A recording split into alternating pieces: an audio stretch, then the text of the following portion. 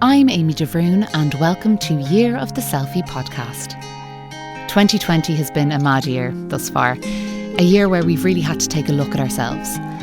As a self-help nut, this hasn't been hugely out of the ordinary for me, but what has been so unusual is watching an entire creative industry grind to a halt in front of my very eyes. The link between creativity and mental health has always fascinated me, so I wanted to go deeper. In a world where we so often equate success with fame, it can be easy to forget the reason behind it all. Creativity. This unique, inexplicable gift. The thing we do where we lose all sense of time. The thing that lifts our hearts even in the darkest of moments.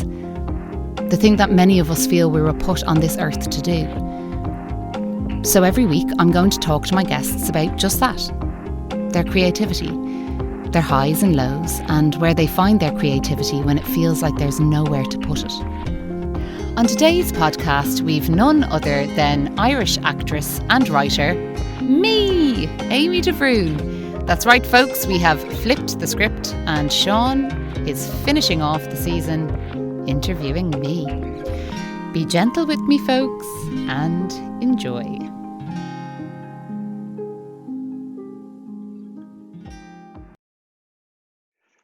Okay, so welcome to a slightly different version of the Year of the Selfie podcast with a very special, incredibly charismatic guest presenter, Seán Brannigan. I haven't introduced you yet, Amy. Just try and contain your emotions there for a minute. So, here this week, Amy figured she would kind of round up the first season with having her being interviewed by me. So we're going to give that a go and see how that goes. Amy Bhrún, actress, voiceover artist, elegant beauty, bon vivant, with the writer as well. We'll just throw writer. I'm getting to it. Writer, person with very pointy chin. Yeah. Welcome to this week's my podcast, You're the Selfie, where I am the host, and I don't have a following or a fan base. I don't need people to like me. I don't even need you to think I'm charming or anything like that. So I'm going to do this my way. How's about that? Okay, so it's going. Does that make you nervous? Yeah, it's going great so far. So I'm delighted. Well, when we want your opinion, we'll ask first. Great. Okay. No, but to be serious, thanks for asking me to guest. Is it guest host? Yeah, guest host. I think that's what we'll call it. Guest host. Yeah. So watch your back. It mightn't happen again. We'll see. So what we're going to do here is we're just going to have a chat. Yeah. Just kind of a long form conversation about all sorts of different things for about an hour. And we'll just see how it goes. Sure. Okay. So first of all, let me ask you, how are you feeling today, Amy? I'm feeling okay. I'm feeling slightly nervous I feel like I may have created a monster here with you. And I see you're shaking your head, so that's a no. No, I'm feeling good today. I had a real funk of a day yesterday. Not anything, weirdly, everything was coming back to work and freaking out about work and my career and all that kind of stuff, even though only good things were happening, which is a feat in itself. To be able to create that kind of mayhem in my mind. But so no, I'm definitely feeling better today. You were having a bit of a mare yesterday. What do you think it was? Where was it coming from?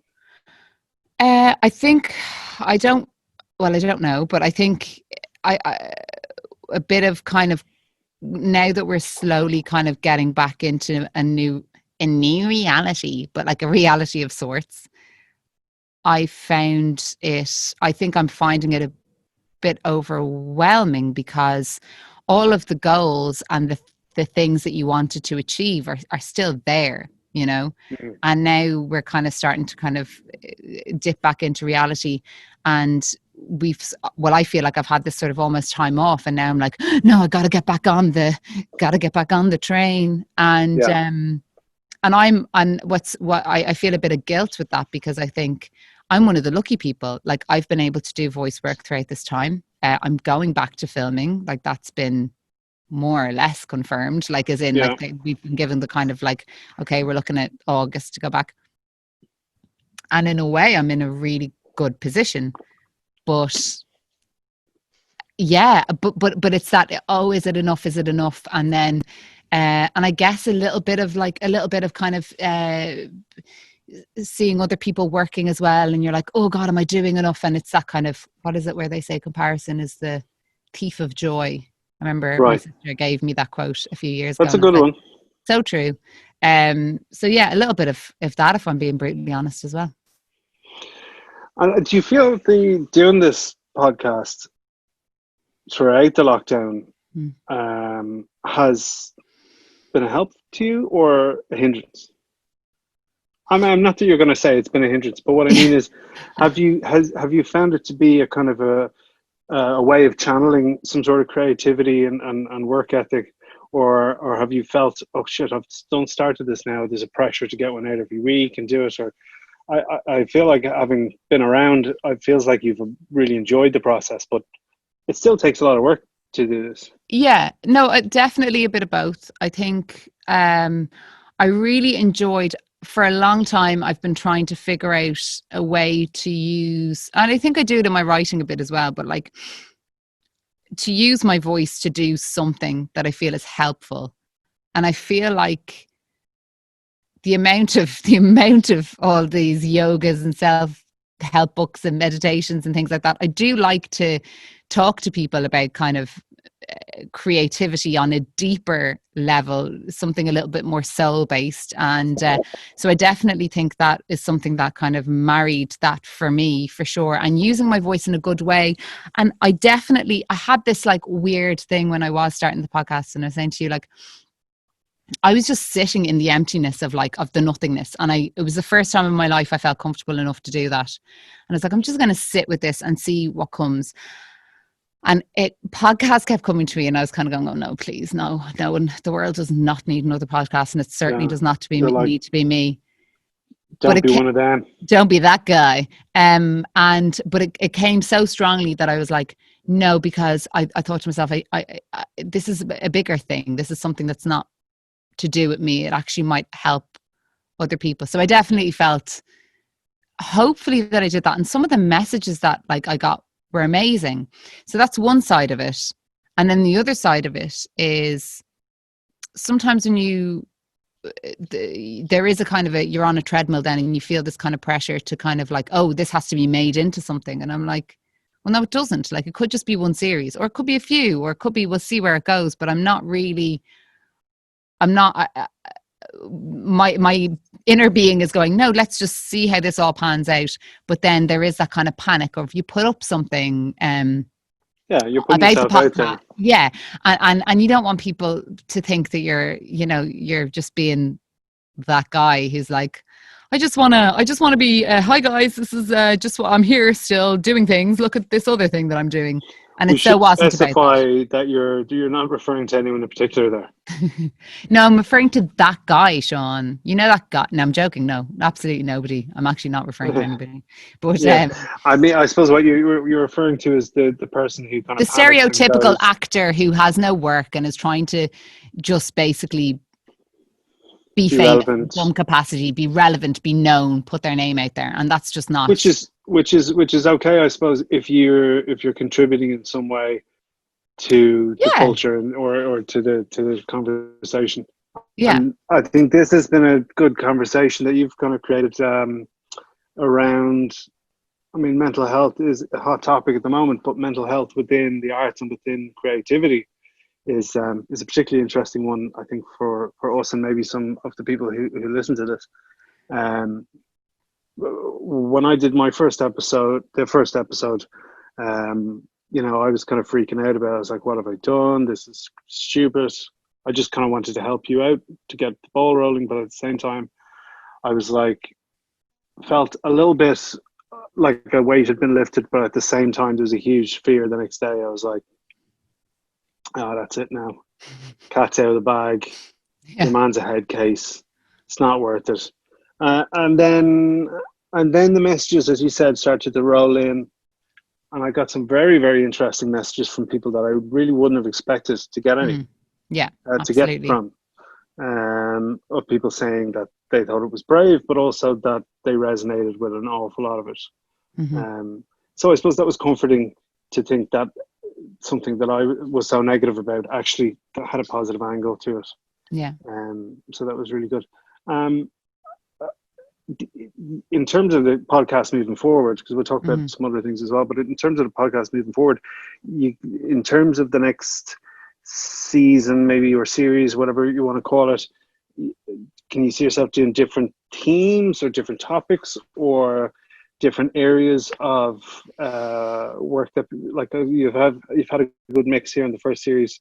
Will it always be creative people, or will you be exploring? What do you think? What ideas have you had moving forward for it? I think it will definitely stick to creativity and mental health and those kind of and that kind of world. Did you enjoy that sip, Sean? I just heard it in my ears. So. Probably very loud. Having a super buck.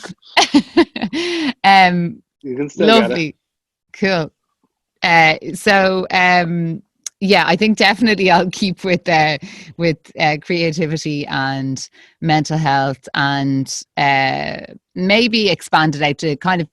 It's never been intended that it has to be a specific kind of job that people do, or I think everybody has creativity in them and stuff. But I think people's journey with creativity is really interesting, because if you even look at, say, my drama school, you know, I don't know, 95% of my year are not working as an actor, but they are working in some but a huge amount of them would be working in some form of the creative industry, which I just think is so interesting, because, you know, you go and you train to do something and you might love it, but then some people kind of go, no, like, for my mental health, I need to do A, B, or C, or this thing also fulfills me in this way, and I need to look at, you know, I need to go down this route. Or also some people don't have this support system, whether that's just like family or financial, you know, and a huge amount of it is to do with that as well. So I just think that's that, you know, that side of it's quite interesting, and talking to people, you know, like that. Yeah. Okay. Well, we look forward to more episodes of that in the next series. So tell us, you're welcome. Tell us a little bit about how you started off. I know there's an ongoing joke with Amy and her friends where, you know, every now and then Amy would start a sentence with, when I lived in London, ... And, you know, everyone would just take a drink. And starting with that, I'll summarize, if you don't mind, a little bit. You left school, you got like 7 million points in the leaving, all wasted, because you're very book smart. You got all of those points in the leaving. You did English in Trinity, is that right? Yeah, English for about 5 minutes, and then you didn't like that and you left that, and then you started auditioning for drama schools because you were like, no, this is my dream, this is what I'm going to do. You got the support your parents and all that, which is great. You didn't get in to a lot of them, is that right? So you were facing rejection before you even got a chance to really face rejection. Is that fair to say?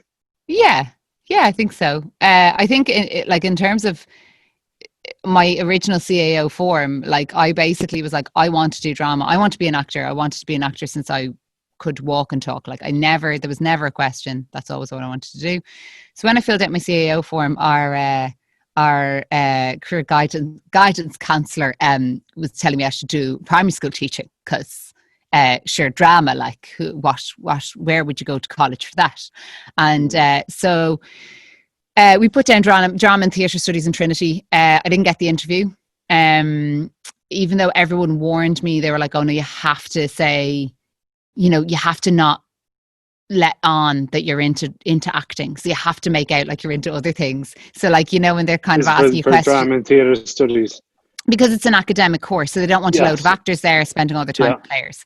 So they basically were like, what other parts of theatre interest you? And I was like, lighting. It's interesting to see what the lights look like on stage. Like, I had no idea what I was talking about. I just was, you know. So anyway, so that was even hard. I didn't get the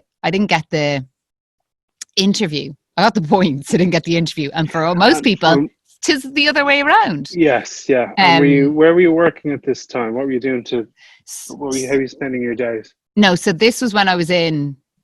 So that was the drama. That was in school, CAO, blah, blah, blah. That's why I went to English in Trinity. And my sister was like, just spend all your time in players and go do English. But it was just, even players I found horrific, because I walked in there to do an audition and everyone knew everyone. And, you know, it just felt like it wasn't a sort of a free for all. That's what it kind of felt like.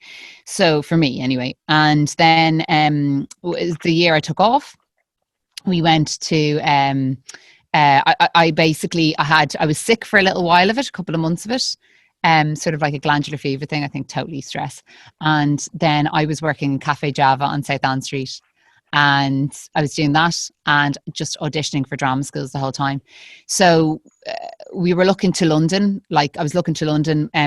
My eldest sister Fiona was an actress as well, and she was like, if you're going to train, she said, if you ever want to be going to London, she was like, train in London. And I always kind of thought that that's where I'd end up anyway, so I was like, okay, I'll train over there. She was like, just get in on the ground running. So yeah, I just got rejected a shit ton of times. And at any point throughout that process, did you feel, here, look, we'll leave this, will we?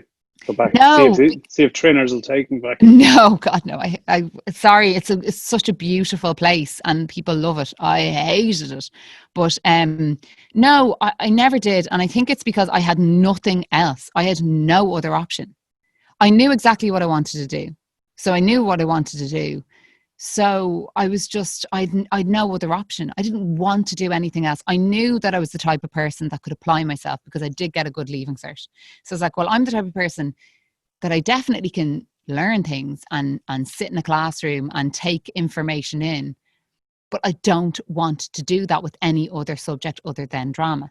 So, so yeah, it was just, and weirdly, it was this weird time of calm. Like, my mum always says, looking back, she says, like, it was just because, she said, no matter what happened, she said, you knew where you were going. So you just, every rejection, you were like, no, that's fine. That's fine. That's fine. And I sort of had no notions. I had no preconceived notions of where I'd be. So I just kind of was like, no, I think I really want, and I think each rejection then made me more confident and sure. So that, like, on day one, going into the Bridge and going into London in my drama school, I was like, this is it now. Like, these are my years to just hunker down and just take everything in and be an actor. And I mean, there is a kind of a feeling about drama schools that there's a huge bullshit aspect to it. Mm-hmm.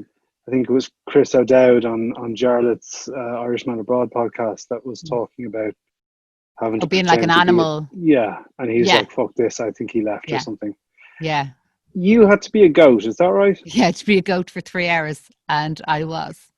And even at that point, did you think, this isn't Lady Macbeth? No, we did think it was a bit ridiculous. But I remember, everything I was taking, it's like, even, it was like Paul was saying in one of the podcasts, that, like, I just took the good from everything. So in that, I was going, well, if I can do this for 3 hours, I know I have the focus to do anything, to do any role. So but obviously, looking back, and even at the time, we were kind of going, this is a load of shite. Like, because you do that in kind of, I think, like, your first term, and all you're dying to do is to do a play, you know? So it did feel a bit ridiculous, but I was into it. Like, I was all in. I was going to take every single second of that opportunity. Like, I wasn't going to waste any of it. Like, I was. Yeah, it's interesting. Like, you obviously love that part of it. Mm. You made great friends there, friends that you still have today for the most part. And okay, so you leave there. Um, I think you got some commercials or something, or did some short films. You When I were left then, drama school. yeah. No, so when I left drama school, like I got an agent more or less straight away, and I got like a small part in a feature film, and I got the South Bank show on ITV where they were doing like a recreation or whatever those things are of Tess of the D'Urbervilles. So I played Tess Derbyfield in that. So they were like two quite nice little gigs that you're like, Yeah. oh, this is it now. Like stuff is happening. And then it got so that I think that was like the first summer or something after drama school, and I did a fringe play, and then it got quite quiet, and then I started up my own theatre company. So that what Shall I was that called? continue? That was called Solace Theatre Company. How did that was with English people, was it? With the English people, with the Brits, it was. No, but I mean, Uh, you had to. I can see the meeting where you all sat down and were like, "No, guys, solace. It means light." that's exactly what I did. Okay. So I would have been the instigator behind the theatre company. I had a script that I wanted to do. It was the Donahue Mm-hmm. sisters. I had a way of working that I wanted to do, which was using the Michael Chekhov method. And so that's how it started. And then every time we finished a play, it was kind of like rep. We'd be on to it the next play and the next play and the next play. I would have been probably the driving force behind it. And kind of with a couple of other girls who we started when we did the first play, they were I guess it was like the three of us together, and that became the theatre company. Yeah. But generally I would put forward the play. I would decide when we'd be, so I would probably have been doing a lot of the heavy lifting work. Okay. And so it was play after play. I think maybe 5 or 6 plays we did, one after the other. Are you saying that you were kind of leading the whole thing? Yeah, I was, and that kind of would. Was that a natural instinct to do that, or was that did you find you were picking up the slack because other people weren't pulling their weight? No, everyone was really good at pulling their weight, and everyone was really good at working to, what their strengths were. But it just I seemed to fall into the role of driving it. And yeah. I don't know whether that's just a kind of a thing of like, I just wanted to work so badly that I would do anything to do it. So I would be temping every day from like 8 till 6, and then we would go straight to the theatre. Like, so, but I think it kind of became fudgy because you're at this sort of young age, like we're all in our early 20s, and it starts being like, okay, so like, we're all the artistic director, and you've no idea what you're talking about, and you've no idea what that means. So then roles, then we're all co-artistic directors, and that's not really what's happening, and that's not really what the thing is about. And then, so it just, I think it ran its course. I think that's a really nice way of saying it. Yeah, well, because of those issues, it ran its course. It was like, it would kind of. You can't have that many captains of the same ship, surely. Yeah, no, and I think towards the end, everyone kind of wanted different things, and I was kind of getting sick of feeling like a bad person when all I was doing was my job. Like, I remember there was one incident, and it was one of the last shows that we did, and the Metro wanted to put in a pick of the week or whatever. That's the underground paper in London. I used to live there, did you know? And I remember they were like, can you send us some rehearsal shots? We did. And they ended up putting up my headshot as the image. We did not send that to them. Oh, Amy. I know, we didn't send it to them, can I just say. You That's Oh, classic, that's Amy. real me, That's front real and you. center. But Just that was, take everyone else's picture out. yeah, and that's what it started becoming about, which was No, never. but it's a natural thing. Look, that's a natural thing. But there was no Yoko. As you say, it ran its course, Yeah, and maybe the boys got separated from the men, or vice versa, whatever. yeah. I just think we weren't. Yeah, we weren't. I guess we weren't on the. And nothing. There was no. It was like that. It sort of ran its course, and I think Yeah, because those kind of things were happening, no and one then fell out. no, and then kind of around that time, then I just went. I think I just went. I'm not gonna. Maybe we won't do another play, and I kind of left it just sit for a while See what while I wrote other a. people would do.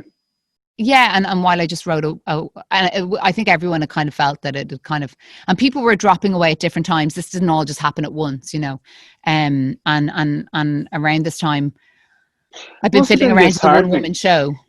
Hmm? Well, it must have been disheartening at the time that maybe it seems like everyone else, or the other people involved, didn't share the same vision as you. I don't know if that we didn't share the same vision. I think it was more that,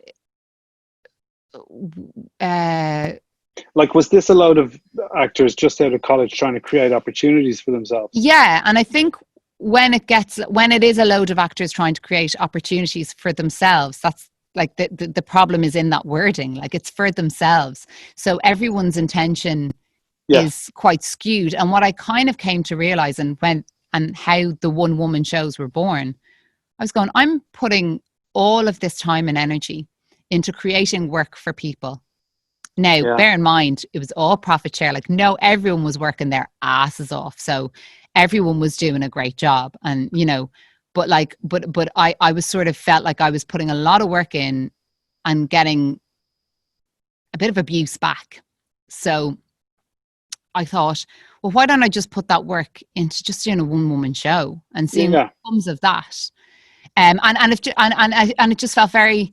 It was lovely because it felt very quiet after being, for want of a better word, there being a lot of drama. It just felt like a really beautiful, quiet time where I got to discover my own creativity and what that was for me. So do you remember the moment sitting down to your first one woman show was called Life, Hmm. and it did quite well for you in that it got you noticed and you got some nice write ups, and it was a nice little show in the bag that you could kind of take around and do anywhere, and you've traveled around with it, and you performed a lot of at dinner theatre, which is really good money, and you could support yourself through that, and it was your first move into writing for yourself Mm. successfully. So do you remember sitting down to write that? Do you remember putting pen to paper for that? And do you remember, were you thinking about the outcome at the time, or were you I or were you thought, just so naive about it that you were just kind of, let's just see what happens here? yeah, again, it's like a bit of both. So it was like, I thought I'm going to do a one woman show. I'd seen a few one person shows that I was like, I feel like I could, and that's so Did naive. you And did you see any that you did like that inspired you?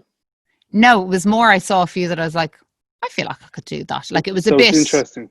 Yeah, Now you I've can get, seen ones since where I'm like, of like course, but amazing. But but it is sometimes it's important to see all these things, because you can yeah, draw inspiration from where what you think are other people's shortcomings, not in a negative way, but just in an encouraging way. yeah, like, as in, like, oh, I'd love if I'd seen you do this, and I'd love if that had been a little bit more like that. Like, nothing, not like that was terrible and I'll do better. It was more that, exactly that. It's like, you go, oh, a little. If you just tweak, I feel like you just tweaked it here, and if you just did that. So that's kind of what happened. But naively, I just started, and very, because that's where I kind of was with my creativity at that point. I was just willing to just write reams of stuff and see where it took me. So as a result, I was writing loads of kind of bits of poetry and bits of of monologue and script and characters and this and that.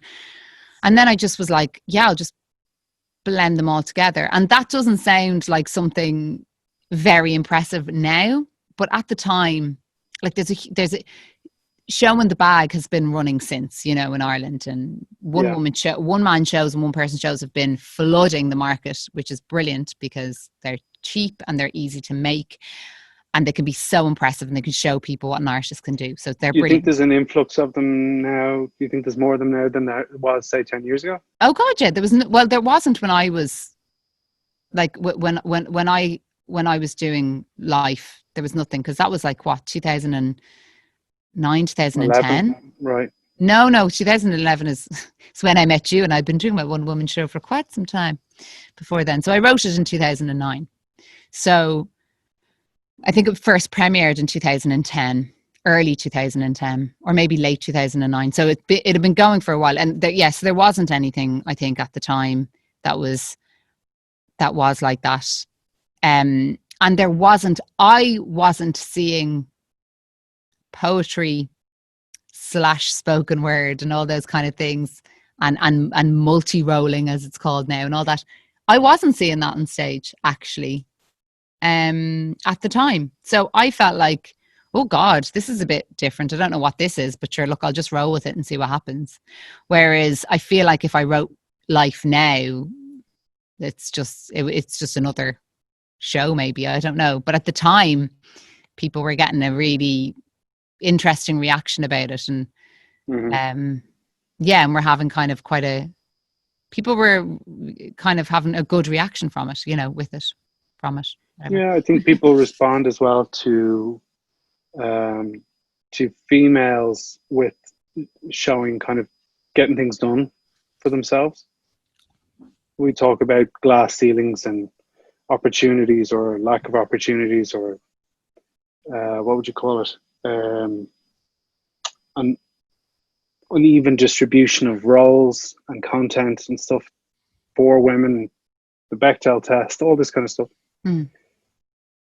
I think people respond quite well when they hear that somebody has created an opportunity for themselves and they're kind of making it happen. I mean, people kind of expect maybe guys to do that. I think when you see girls do that, I think it's particularly impressive, because I just don't think you see as much of it as I think I'd like to see. Or maybe you didn't back then. It's definitely happening for sure more now. Oh, well, that's a good thing then. Yeah. So let's skip forward a bit, and you moved back to Dublin. How did you find settling into Dublin creatively when you first got back? Dreadful. I did not settle well creatively, or probably otherwise, but definitely creatively. Well, socially, a lot of your friends were still back in the UK. So you came back to maybe some old school friends that you knew, but they had all had 10 years of a relationship that you weren't around for. Yeah. And you were maybe missing your friends and stuff like that. But then there was also, what was the appeal of here? Why move back here? What did you see opportunity-wise here? I always say in the UK? Yeah, I always say I didn't make a conscious decision to come back here. I kind of fell back here. Like, it was a few different steps just led me back. It was like me and my best friend were living together. She was moving job, so moving completely out of London. So I was like, okay, well, I'm going to do my one woman show anyway in Dublin. So I'll put my stuff in storage for a while, and then I'll pop back and kind of couch surf, which I did. And I did that for a couple of years. Well, for more than that, really. And I would come back for work and different things. And it worked out kind of that way. And then when I did Life over here, a few different things happened. I got at Mayfield in Terranure, were newly opened, and they wanted to kind of have this kind of Berlin theatre dinner experience. And they wanted me to kind of be I don't want to say be the face of it, because that doesn't sound right, but like they wanted me to kind of front that. And I was doing, so every time I finished a show, they were like, will you write another one? Will you do another one? And so it all kind of snowballed. At the same time, I got a feature film that was shot by a load of Americans, but was shooting in Ireland for like a couple of months. Yeah. So suddenly things were starting. and in Ireland, and opportunities were happening in that way. So I was just kind of following the work. I got an agent over here. Then I was starting to realize, God, there's loads of shooting. Like I got a little bit in like the Stag film and Vikings, and things were just starting to kind of, you know. You were jobbing. You were I was getting things jobbing here and there. Yeah, and I started to realize, well, stuff is happening. It is a smaller industry. What happens if I just feel like I'm a big fish in a small pond for a while and see how that goes? But in terms of creatively, like I found Can I just ask, is that how you felt about yourself? that I was a big fish in a small pond. No, because I didn't have the wealth of kind of like huge credits to warrant that. But I did feel like it's like a small place, So and you I can understand what you access mean. everybody Yeah. very quickly. I So, could so with access anyone I wanted to very quickly, I felt. the intimacy of the industry here, yeah, I understand what you mean now. Okay, Yeah. so instead of being a big fish, you're just more you're in a small pond where you can kind of navigate more cohesively. Mm-hmm. Maybe, yeah. Quickly. And yeah, and it's interesting.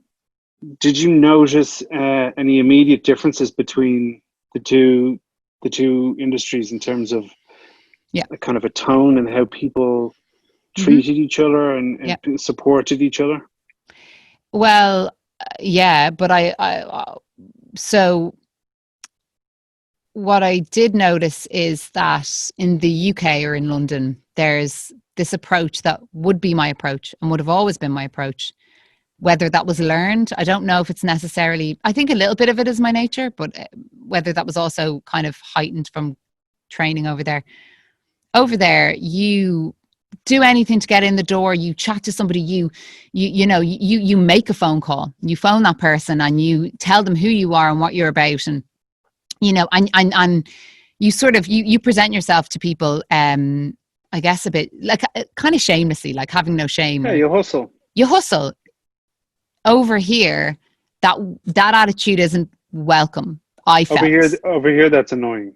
that's annoying. It's like, know your place. Who are you? And I'd experiences where like I would ring a theatre, an artistic director of a theatre, and they would just be like, I remember this particular experience. The guy at the time was just like, well, who even are you? And like, well, I don't know that review. And I'm like, well, that's because you're not. Even are you? Who even are you? I don't even know that review. That review, where that review's from, blah, blah, blah. So basically made it his mission to take me down a peg or two, or 700. And then when I finally was like, can you please just finally won him round, he then sends me an email with like, with how much it would, like, basically like, so if you were taking the theatre, it'd be this much a week and it'd be this, and it was like extortionate amount. And I'm like, so you basically just gave me that really hard time for me to pay you, like, to use your venue. Whereas in the UK, you'd be like, I have a show, and they'd be like, okay, well, let's work it out. And then you'd work out like a rental, and you'd go back and forth, and but they weren't kind of telling you were so lucky to be there. They were delighted to have. So with the small pond, as you say, there's more opportunity for this kind of elitism and snobbery, do you think? Yeah, totally. And even just like I remember doing a workshop around the time I was doing one of my one-woman shows. So there was a rake of them. And at this particular point, I was doing them. And I remember kind of going, someone said, if you have a theatre call, you can leave a bit early. And a few people were like, oh, yeah, whatever. And I was like, oh, I do too. And these are people that were obviously being in that were in the gate in the Abbey at the time. And it was kind of the idea, the sense of it. And I don't think I I definitely amn't a sensitive person, as in like I wouldn't kind of pick up something. Like I'm very aware when something's my own insecurity or my own issues. And I don't have any insecurity about the fact of what I was doing with Mayfield and dinner theatre. I loved it and it paid very well. Mm-hmm. So I just remember I was kind of going, oh yeah, I know I have to go. And what is that? Where is that? And I was like, oh yeah, and I kind of went, oh, it's like that mine doesn't count because it's not, a certain venue. Well, it's not a real theatre. It's not a real theatre in inverted commas. And the irony is, you could be probably making more money like that then, and you're creating your own work, and you're probably creating amazing characters and things. Yeah. And there's shite dinner theatre, but there's shite fucking theatre in the National Theatre. Of course. Oh, there's shite I mean, theatre everywhere. I think it's interesting that we talk about the kind of elitism and the snobbery, and yet what I find confusing is that nearly every single play that I've ever been to in Dublin gets a standing ovation, and most of the time, it's not particularly deserved. So we have a situation where, see, I can say that. Most of the time we have this kind of situation where one of the disadvantages of a small industry, a small community, is that everyone knows each other. Because you're not going to have a situation where, oh, did you see so-and-so? Yeah, he was at your show last night. Didn't stand up. Of course. No standing ovation. He's jealous. He's bitter. He's this, whatever. So we all need to be seen to kind of backslap and support each other and all the rest of it. And sometimes the casualty of that can be scrutiny and quality. I always heard something about like an opera singer in Italy really takes their life into their hands, depending, I don't know the area or the details, but it could sound perfectly good to us, their performance, and this particular Italian crowd could just boo them off the stage, which is horrible. But what it does mean is that when they clap, it's sensational. Yeah. And these things matter, because we gotta figure out there's a difference between excellence and striving for real greatness, and just being happy to be here, just happy to be involved. Like everyone wins a medal at the end of the race for participation. It's nice, it's lovely, it makes my heart warm. But at the same time, if I'm going to drop a few bob on tickets for the theatre, I'd love to know for sure if this got 5 stars in the ticket, it's going to be a 5-star show. That's not always the case. Yeah. But then people will argue with that and say that, your opinion is different to other people's opinion, and this it's just and that. the only. I would just like to think their opinion is wrong. Okay, great. But I think a big thing for me is kind of the not settling for mediocrity. Is a huge thing for me, and I think, I don't know why this has come up again. Hey, Paul, you better be listening. I think that when Paul, I referred to it in the podcast with him, that when he did Man of Valor. Sorry, this is Paul Reid. Paul Reid. No, I'm shorthand here. Well, they should be listening to the podcast and they'd know. No, only a couple. They might be listening out of order. So a couple of podcasts ago, Paul Reid. We were talking about Man of Valor with Corn Exchange, and I remember I rose to my feet, and that's the only words to describe that. Like, I felt like it was like a spiritual experience, and I feel like I looked around and I feel like everybody was standing and didn't know how they got there. And I feel like when you've done that kind of a performance, like you've nailed it. And I think you know the difference. I think innately you know the difference. I think when people are standing up and being really supportive and really kind, and I think when people are doing it as the only way to express this almost spiritual experience they have had sitting there and with you, because when theatre is good, you should feel as an audience member, you should feel as much a part of it as the person on the stage. There should be no, because it's a mutual exchange of energy, in my opinion. Yeah, it's a good way of putting it. Yeah.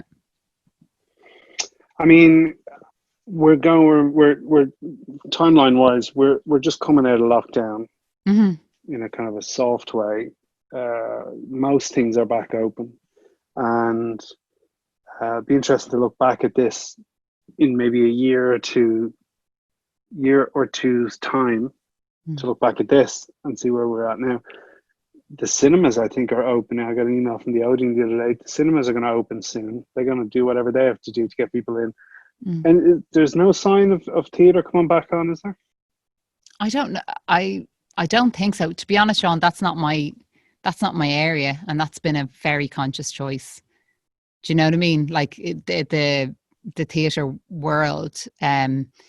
If something is, is presented to me, or there's an audition going, and it's something that I think I'd really like, then I would go for a theatre audition. But I don't generally. All the theatre work that I've done has been theatre work that I've created for myself. So I would always class Sorry, myself. I was just talking to you. I was just talking in terms of going to the theatre as an audience member. Oh, as an audience member. Oh, sorry. Yeah. I thought you meant as in like for work for me. And I'm like, well, I don't know that side of it. Yeah. But yeah, as a theatre, I just wouldn't, I think it's going to get a shake-up. I think it is. And I think, as I've said before in the podcast, a well-needed shake-up. And I think theatre will come to new spaces and it'll be presented differently. And I'm totally up for that. I'm 100% on for it. Like I've seen, I know Thomas Kane Byrne, who did the podcast a couple of episodes ago. Yeah. I saw that they've sort of relaunched their theatre company Breadline, and they seem to be doing something about to your door, on your doorstep. I don't know what it's going to be, but by the sounds of it, it looks like they're bringing theatre to the people, which I'm 100% up for. That's great. That sounds really interesting. No, it's exciting in that way. For anything to be forced to kind of evolve and change in some way is going to be interesting to see what the outcome is. In terms of shooting on the other side, then in terms of what you do focus on mainly in terms of screen work, it'll be interesting to see how things get back to show what it's going to be like to be on set. With hundreds of people. It's exciting in that way. It's exciting because things might get a little bit more streamlined. There might be less fat on things. I don't know, in terms of schedules and stuff like that. So in doing the work that you do, what way, because I remember when we first met you recommended the artist's way to me, which I've always hear people talking about as a kind of a help, a guide against block, and a kind of a nice way of keeping you creatively worked out. Would that be fair to say? I think not even so much creatively worked out, but I think it kind of gets you finding your creativity and knowing that it's not dependent on a job that you do. So like that your creativity is so much a part of you that just because you might have 2 weeks off filming or a month off, or you mightn't get a role for a long time, it doesn't mean that you're not innately a creative person, and that is not a thing that inside you that needs to be fed. So I suppose the reason I bring it up is because, as you said in previous episodes before, people say, oh, you're doing great, everything's gone great for you, but they don't necessarily see all the, they see the swan above the water, they don't see the legs underneath. And I wondered how you approach coping when there aren't any roles coming in, or the calls aren't coming in from the agent, or you're doing tapes or you're doing auditions and you're just not getting anything back. How do you psychologically, because I've seen you to be very resilient in a way that I couldn't imagine being, but what methods do you have for being able to cope with kind of rejection or a sense of things not happening as fast as you want them to? Oh God, a fucking lifetime of work of working on myself. Like I think, like I was reading self-help books since I left drama school, doing the artist's way.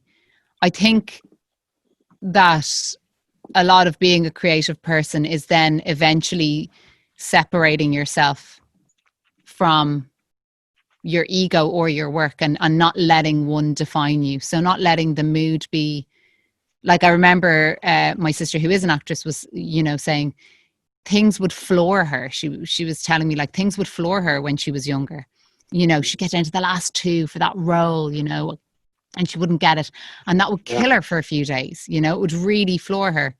So I think that, like, I think the more mentally and physically strong you can become, the better you are at coping then with any of the rejections.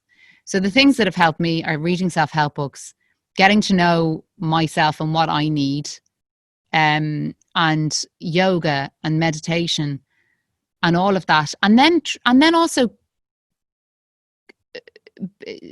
keeping creative and in whatever way that's important, that works for people. So like for me, like writing really helps me. Doing yoga really helps me. I feel like so when I do yoga, I feel like I'm really tuning into my body, like really deeply, so that I know that I'm like I'm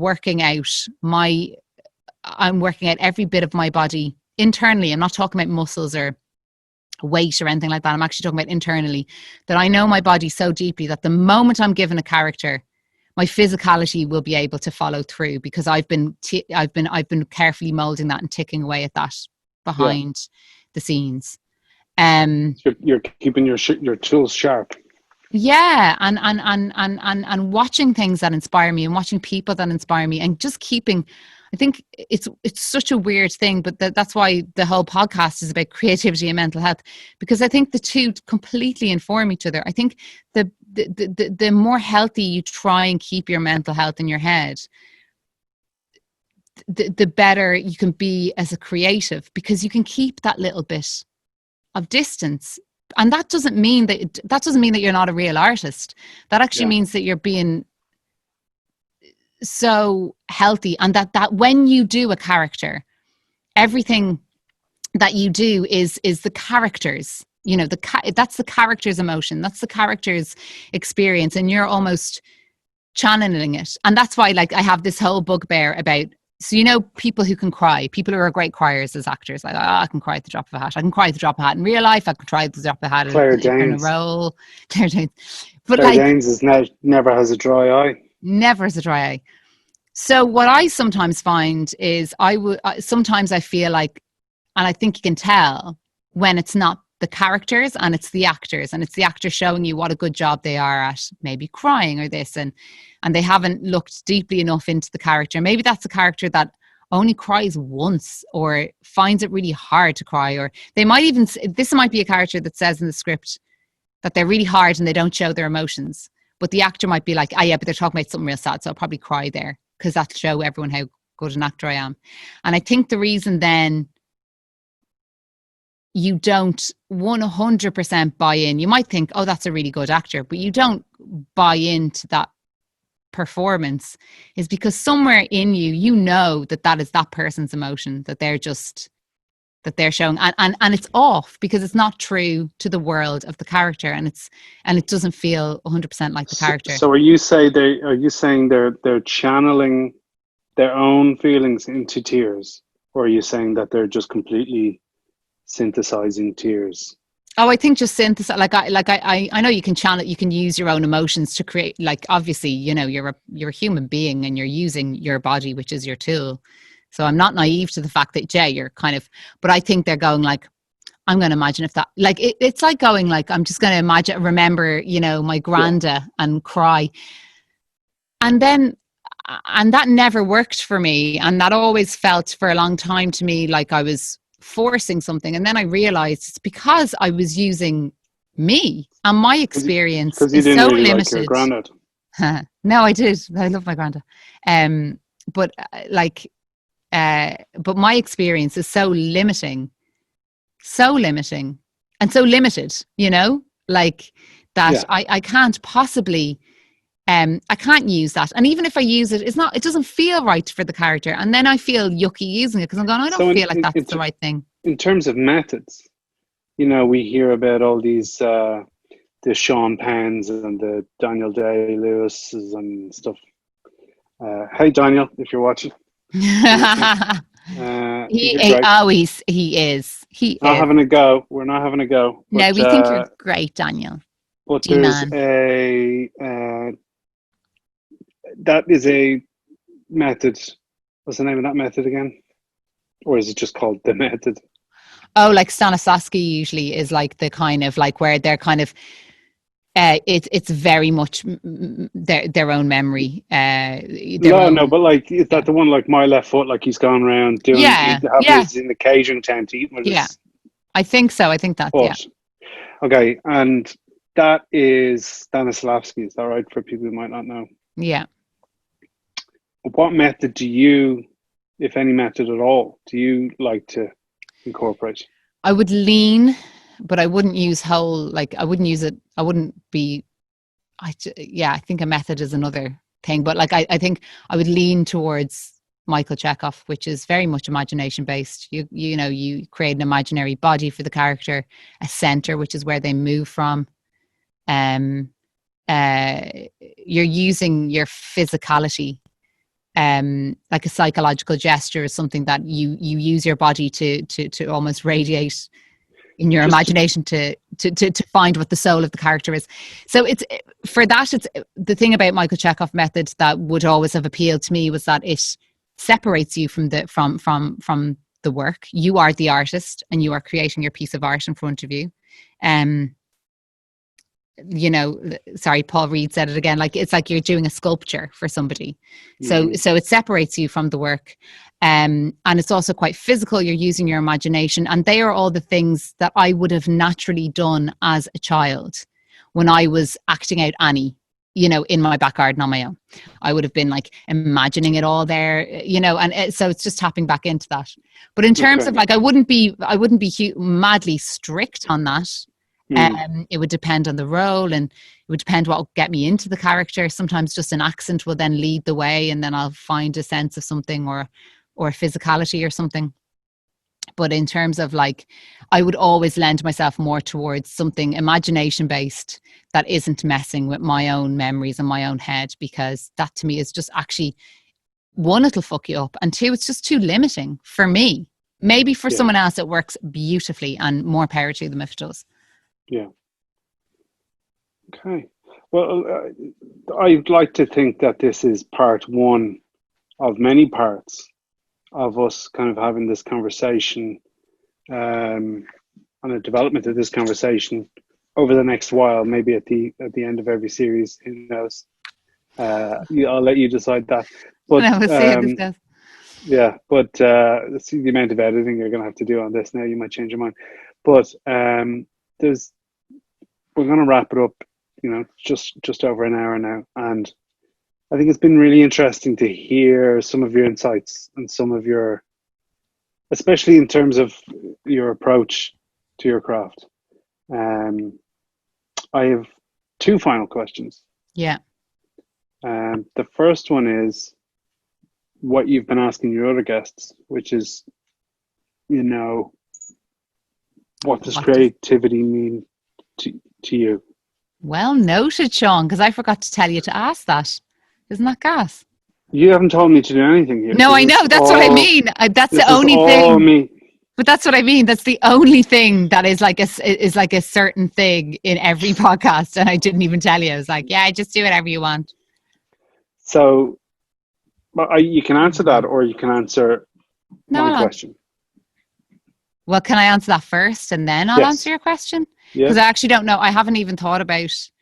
So, what does creativity is Is to that like me? when people win an Oscar and they're like, I honestly didn't think I was going to No, I win. actually I no. don't have a speech prepared, but I'd like to thank Let blah, me blah, just take out blah, my blah, little blah. piece of paper. No, I actually, because I can't put it into words, that's why I've never tried. And when I hear everyone else's response, Well, it gets it closer is a and closer. difficult one to answer. Of course it is. There's maybe only a few different kind of answers for it, No, because a but lot of maybe people say freedom and, yeah. Oh, but like, what was I, maybe yeah? Go on. oh no. And even Gary, he said, like, it's like a little piece of heaven without having to die, which is beautiful. Um, I think it's all of those things. For me, it's the place I go to feel the most myself, the place where that is so that I feel at my most vulnerable, at my most real, my most truthful, and where I can get a sense of my true potential. I think that's what creativity means to me. And then within that, all I can say is it just means everything to me. It means it's inexplicable. Like I can't. If you could feel even by the word, like the thought of having to describe it, the feeling and it gives me in my stomach is just like, it's just everything. Yeah. Everything. I'll put it this way: without it, maybe not to put words in your mouth. Without it, you'd be a bit lost. Yeah, I wouldn't survive, and I think that's a huge thing that kept coming up as well. It's survival, and because it's survival, I think that's why we all find it so hard when we're not doing the thing that makes us feel creative. So that's like for me or many of the other guests or whatever, it might be acting. So, you know, our job mightn't allow us to be doing that 9 to 5 most days.